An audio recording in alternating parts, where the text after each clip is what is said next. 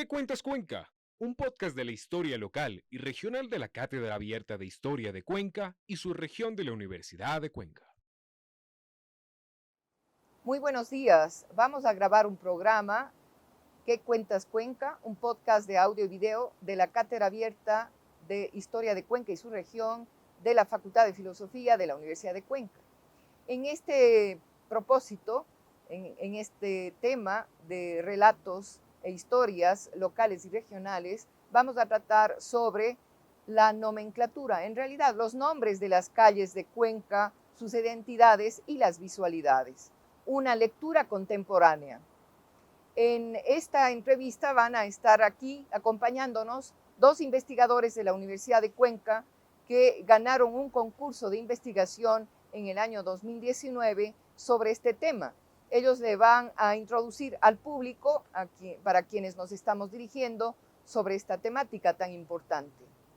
Recuerden que toda ciudad de todo lugar del mundo ha escogido una política específica, o tal vez hay una ausencia de política en la cuestión sobre la nominación de las calles. Esta ciudad vive una propuesta en cada época, en cada temporada, en cada periodo. Obviamente esto da identidad a los barrios, da identidad a los lugares céntricos, a las zonas de expansión urbana, y este proyecto de investigación enfoca de una manera novedosísima el tema de cómo mirar, de cómo visualizar, de cómo interactuar con la información que proviene de la cartografía de la región, por supuesto de la de Cuenca, y particularmente de los planos de la ciudad. Y en este caso particular, que estamos en un lugar privilegiado, junto al barrio del Vado, junto a la subida del Vado, como le llamamos, y que también se conoce como la calle de la Condamine. Entonces, la historia de una sociedad está retratada, está guardada, está proyectada en las calles, en los nombres que se las pone, en los espacios públicos, etcétera, ¿no? Y que sobre este tema en particular nos van a relatar los invitados. Tengo una pregunta, Macarena, para ti, que fuiste parte de este proyecto, ¿no? Y también aquí, por supuesto, están Macarena Montes, está Galo Carrión, y nos faltaría solamente José Urgiles, que fue parte también del proyecto. Entonces, Macarena, quisiera que nos comentaras qué es lo nuevo, qué tipo de información, cómo construyeron, qué nos dice qué cuentas Cuenca en relación a la investigación que realizaron sobre los nombres de la ciudad. Buenos días. Primero agradecer a la Cátedra Abierta de Historia de Cuenca y su región por el interés que ha mostrado en este proyecto. Este es un proyecto que realmente nace en el año 2018. Es un proyecto que tuvo un año de suspensión por motivos de pandemia, y que gracias al Vicerrectorado de Investigación, gracias a la Facultad de Artes y gracias a la Facultad de Filosofía hemos podido retomar este ciclo. El trabajo que se hace es de forma interdisciplinaria. Está Galo Carrión, que es diseñador, yo desde la historia y el patrimonio. Nos falta José Urgiles, que hoy no nos pudo acompañar, y dos ingenieros en sistemas que también han trabajado con nosotros. El objetivo principal de este proyecto es realizar un análisis histórico, crítico, y desde el diseño de información para poder mirar a Cuenca, para poder mirar a sus calles, para poder mirar a sus odonimias, para poder mirar a sus nomenclaturas y crear conciencia ciudadana, ¿no? Y también poder, lógicamente, analizar estas estructuras de poder que se dan cuando se nombran a las calles. Las ciudades realmente son una compleja red de relaciones, de política, de infraestructura, y el espacio público realmente juega un papel fundamental, porque el espacio público tiene una carga política, tiene una carga histórica a la que hemos querido mirar, ¿no? con este proyecto. En total se han analizado 2.684 nomenclaturas de calles, nombres de calles que corresponden al área, a las parroquias urbanas de la ciudad de Cuenca. Y para adelantar algunos de los datos, se han ido categorizando, se han ido clasificando, y 1.316 nombres pertenecen a nombres masculinos frente a 98 nombres femeninos, ¿no? 644 serían nombres de lugares, 144 tradiciones y costumbres, de ahí hacia abajo, ¿verdad? Con etnia y filiaciones culturales, botánica, minerales, prensa, conmemoraciones y organizaciones, y otras más que no recuerdo las cifras exactas. Muchas gracias, Macarena. Una cuestión completamente innovadora de este proyecto, a más del enfoque, categorización, visibilización de las diferencias entre la nomenclatura femenina, masculina, botánica, topónima, etc., está esa posibilidad de utilizar una herramienta nueva, que es la propuesta desde el diseño, que es la propuesta de trabajar para el público, para que el público se empodere de su barrio, de su ciudad, de los distintos aspectos que significa, por ejemplo, el nombre de una calle con una toponimia, el nombre de una calle con el nombre de una mujer, y así. ¿Qué herramientas utilizaron, Galo, en esta propuesta investigativa? Bueno, pues, gracias también por la invitación. Brevemente, todo lo que nosotros estamos haciendo, la idea básica es que esté disponible al público, ¿no? Entonces, por ahora está en la página web. La página web se llama medialabucuenca.com. Pueden ingresar ahí, pueden interactuar, y hay varios tipos de información que está detrás, ¿no? Lo que nosotros queríamos hacer es una herramienta que presenta varios tipos de visualización de todas las categorías que Macarena ha comentado, y que pueda el público ir viendo, ir jugando, ir analizando, y de alguna forma el planteamiento nuestro es irse apropiando de la ciudad, ¿no? Porque es muy diferente ver una tabla con todas estas categorías, ¿no? Que sería una tabla con 2.600 filas y un montón de columnas, y otra cosa es ver un mapa lleno de colores donde puedo identificar yo, estos son personajes masculinos, o estos son lugares, ¿no? O si me quiero ir a mi parroquia, irme a mi parroquia y darme cuenta que predomina una cierta categoría, ¿no? Entonces nosotros tenemos barrios, por ejemplo, al norte, donde predominan los nombres botánicos, o hay otros lugares donde predominan los juegos tradicionales, ¿no? Entonces es muy diferente esta apropiación, interactuando con los datos, interactuando con la visualización de esa información, que un poco tiene que ver con ese objetivo principal, ¿no? Que el público además se vaya apropiando, pero también vaya creando su propia historia, ¿no?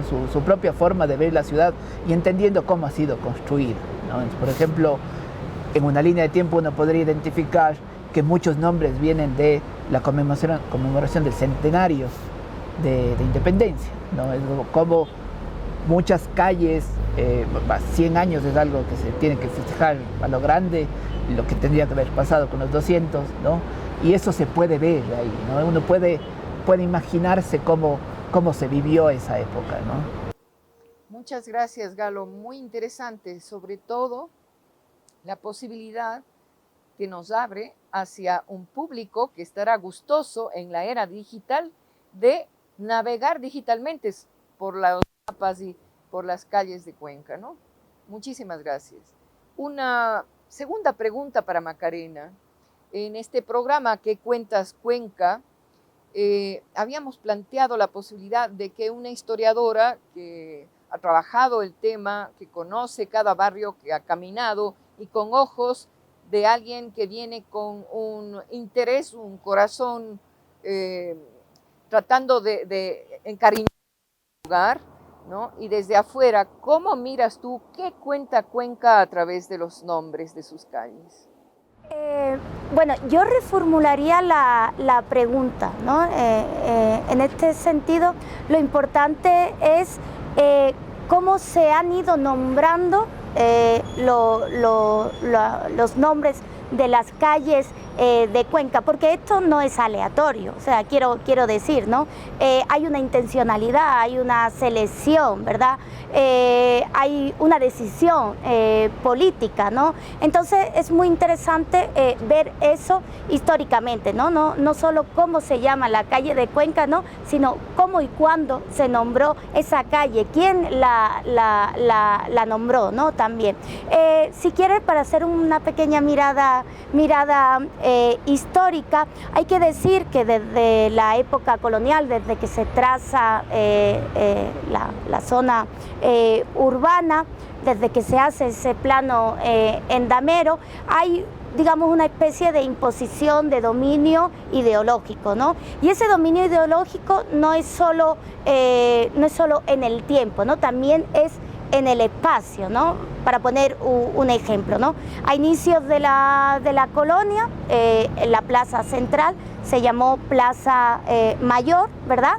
Pero cuando llega la época liberal se llamó Plaza Vargas Torres, todavía hay un testimonio en la plaza que lo podemos ver, y posteriormente, después del proceso independentista y de las celebraciones centenarias, pasó a llamarse Parque Calderón en honor a Don Calderón, ¿verdad? Este héroe patriota, ¿no?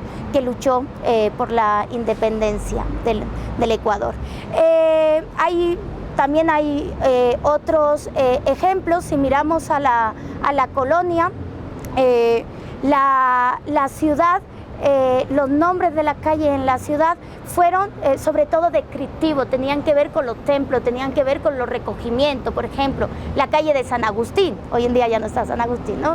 Pero donde está San Alfonso, o la calle de recogimiento, la calle de Santa Marta, ¿no? Por el recogimiento, pero también nombres descriptivos en torno a los servicios públicos o en torno a los servicios públicos y a las actividades gremiales, por ejemplo, la calle de las tenerías, ¿no?